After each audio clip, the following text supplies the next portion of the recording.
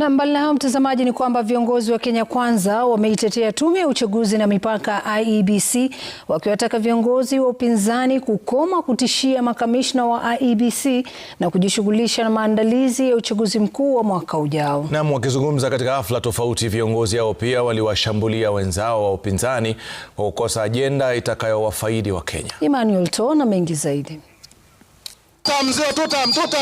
Tutam.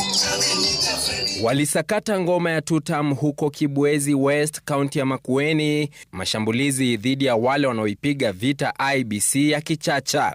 Nataka kuambia wale wapinzani, hakuna haja nyinyi kupingana na IEBC.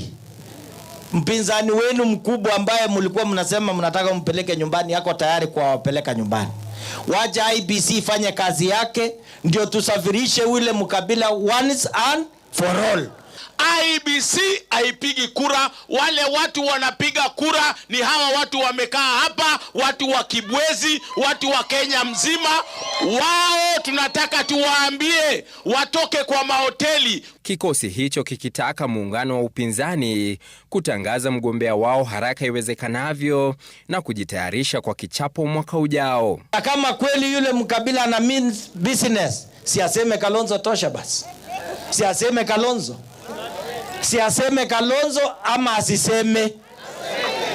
Akisema Kalonzo ndio tujue ako serious. Sasa mbona wanaita United Opposition? Wakati umefika katika nchi ya Kenya ndio tuzike siasa ya ukabila, siasa ya chuki, siasa ya kubagua wengine. Semi hizo zikiungwa mkono na waziri wa utumishi wa umma Geoffrey Ruku, aliyerindima ngoma ya Kenya Kwanza huko Ndia, kaunti ya Kirinyaga. Rais William Ruto na serikali yake tuko ngangari kuhakikisha kwamba ikifika 2027 tutauza sera ili hawa watu hawa wa Mlima Kenya hawa watapiga kura mapema, wahakikisha kwamba William Ruto amerudi kama rais wa Jamhuri ya Kenya. Spika wa bunge la kitaifa Moses Wetangula naye akiwarai wakazi wa eneo la Bonde la Ufa kusimama wima na Rais William Ruto. Hapa rais hastahili kuja kupiga magoti kuomba kura. Atembee kule kwingine kote, atamalizia tu hapa kuwakumbusha mimi bado niko. Wetangula alizungumza kwenye hafla ya mazishi kaunti ya Uasin Gishu. Emmanuel To, runinga ya Citizen.